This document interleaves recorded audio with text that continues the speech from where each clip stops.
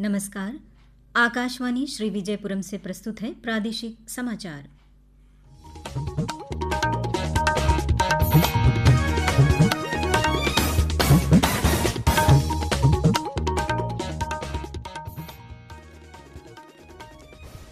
मुख्य समाचार।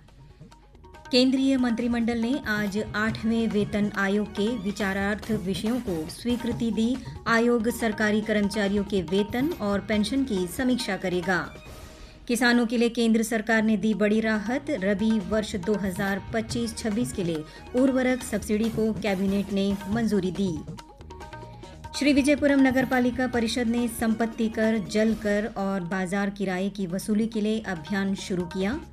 और अंडमान निकोबार द्वीप समूह में गूंजा एक भारत श्रेष्ठ भारत का संदेश। सरदार एट 150 अभियान ने बढ़ाई सहभागिता।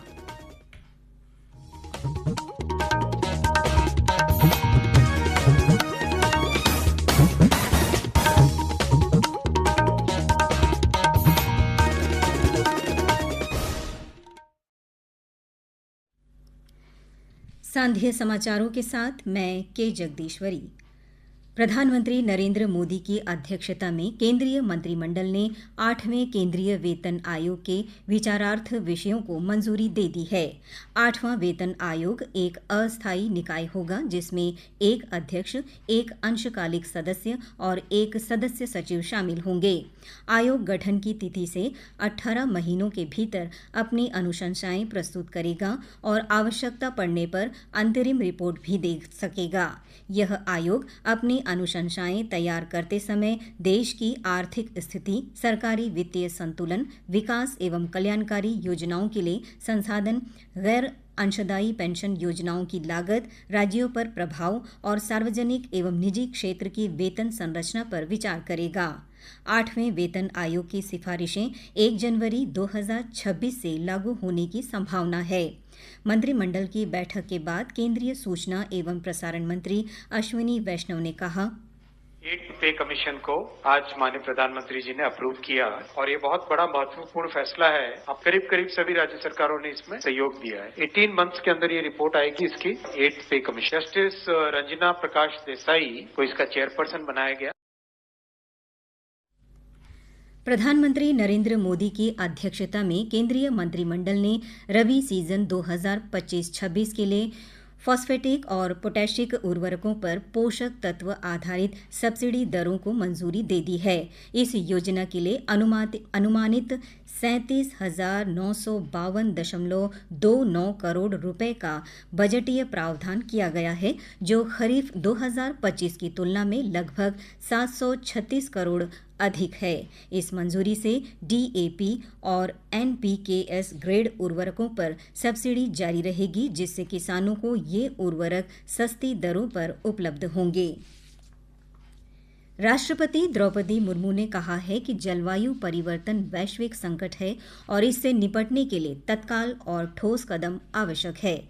उन्होंने नई दिल्ली में अंतर्राष्ट्रीय सौर गठबंधन ISA की 8वीं सभा का उद्घाटन किया और सौर ऊर्जा को अपनाने और उसके समावेशी विकास में भूमिका निभाने पर जोर दिया। राष्ट्रपति ने सदस्य देशों से सिर्फ बुनियादी ढांचे तक सीमित न रहकर लोगों के जीवन पर ध्यान केंद्रित करने का आग्रह किया।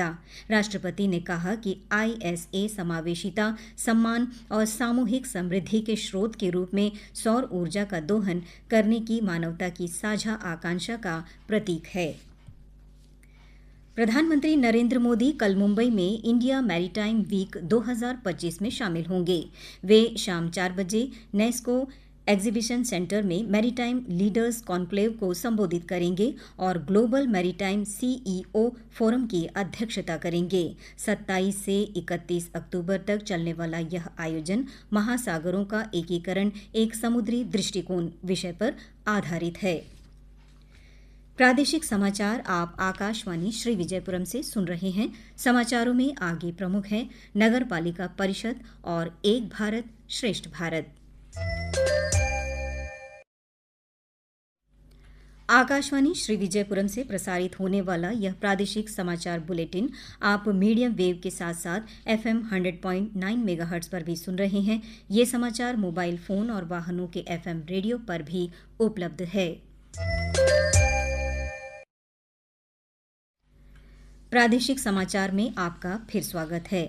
श्री विजयपुरम नगरपालिका परिषद ने सभी नागरिकों और व्यावसायिक प्रतिष्ठानों को जानकारी दी कि संपत्ति कर, जल शुल्क, बाजार किराया आदि की सभी बकाया राशि 15 मार्च 2026 तक जमा कर दी जाए। समय पर भुगतान न करने पर नियमानुसार कार्रवाई की जाएगी। बकाया राशि वसूली अभियान 1 नवंबर से हर शनिवार को विभिन्न वार्डों में आयोजित किया जाएगा। अभियान के तहत प्रत्येक वार्ड के लिए सुबह 9 से दोपहर 1 बजे तक का समय निर्धारित किया गया है। सतर्कता जागरूकता सप्ताह के अवसर पर आज आकाशवाणी श्री विजयपुरम के तत्वाधान में वंडूर ग्राम पंचायत सभागार में एक जन जागरूकता कार्यक्रम का आयोजन किया गया। इस कार्यक्रम का उद्देश्य जन साधारण में भ्रष्टाचार के प्रति सतर्कता और जागरूकता फैलाना था। कार्यक्रम में वंडूर ग्राम पंचायत के प्रधान अधीर दास मुख्य अतिथि के रूप में उपस्थित थे। आकाशवाणी श्री विजयपुरम के उप महानिदेशक सी सुब्बाराव विशेष अतिथि के रूप में उपस्थित रहे। इस अवसर पर ग्राम पंचायत के वार्ड सदस्य, स्थानीय प्रतिनिधि तथा विभिन्न वर्गों से आए नागरिकों ने भी बड़ी संख्या में भाग लिया। कार्यक्रम का मुख्य आकर्षण आकाशवाणी श्री विजयपुरम की टीम द्वारा प्रस्तुत एक नुक्कड़ नाटक रहा, जिसमें सार्वजनिक जीवन में भ्रष्टाचार के विरुद्ध सजगता और सतर्कता के महत्व को प्रभावशाली ढंग से प्रस्तुत किया गया। कार्यक्रम के अंत में नागरिकों से अपील की कि वे एक स्वच्छ और पारदर्शी समाज का निर्माण करने में सहयोग करें। 22 सितंबर को जीएसटी बचत उत्सव की शुरुआत हुई, जब नरेंद्र मोदी सरकार ने कई क्षेत्रों में जीएसटी दरों में कटौती की। द्वीपों के ऑटोमोबाइल प्रतिष्ठान के कर्मचारी ने आकाशवाणी समाचार के साथ बातचीत में जीएसटी की नई दरों के संबंध में जानकारी दी। नमस्कार। इस साल 22 सितंबर 2025 में जो जीएसटी की कटौती हुई है, हमारे टू व्हीलर इंडस्ट्री में गाड़ियों में जीएसटी जो पहले 28% थी, अब वो घटकर 18% हो चुकी है। और जो हमारे स्पेयर पार्ट्स में 28% था, वो भी 18% हो चुका है। इस जीएसटी 2.0 से जनता को बहुत लाभ हुआ है, जो कि मोदी गवर्नमेंट ने लाया है। धन्यवाद। अंडमान एवं निकोबार प्रशासन ने 7 अक्टूबर को द्वीप समूह के 3 जिलों में राज्य स्तरीय सरदार एट 150 एकता मार्च अभियान का शुभारंभ किया था, जो अब अपने अंतिम चरण में पहुंच चुका है। इस कार्यक्रम का आयोजन खेल एवं युवा मामले मंत्रालय और संबंधित मुख्य सचिव के मार्गदर्शन में किया जा रहा है। अभियान का उद्देश्य स्थानीय समुदाय को जोड़कर राष्ट्रीय एकता और सरदार वल्लभ भाई पटेल के योगदान को याद करना है। अभियान के तहत द्वीप समूह के 3 जिलों में राज्य स्तरीय कार्यक्रम आयोजित किए गए। अभियान में पद यात्राएं, सामुदायिक गतिविधियां और जागरूकता कार्यक्रम शामिल है। इसके साथ ही ब्रांडिंग, डिजाइन और मानक संचालन प्रक्रियाएं भी तैयार की गई हैं। इस अभियान में ऑनलाइन राष्ट्रीय प्रश्नोत्तरी, राष्ट्रीय निबंध प्रतियोगिता और सोशल मीडिया रील प्रतियोगिता शामिल है, जो युवाओं को अभियान से जोड़ने और डिजिटल माध्यम से संदेश फैलाने में मदद करेंगे। भारतीय नौसेना और नेशनल मैरीटाइम फाउंडेशन के संयुक्त तत्वाधान में इंडो पैसिफिक रीजनल डायलॉग 2025 नई दिल्ली में शुरू हो गया। इस 3 दिवसीय अंतर्राष्ट्रीय मंच में 23 देशों के 30 अंतर्राष्ट्रीय विशेषज्ञ और नौसेना के मौजूदा व पूर्व वरिष्ठ अधिकारी हिस्सा ले रहे हैं। इस वर्ष का विषय है समग्र समुद्री सुरक्षा और विकास को बढ़ावा, क्षेत्रीय क्षमता निर्माण और योग्यता संवर्धन।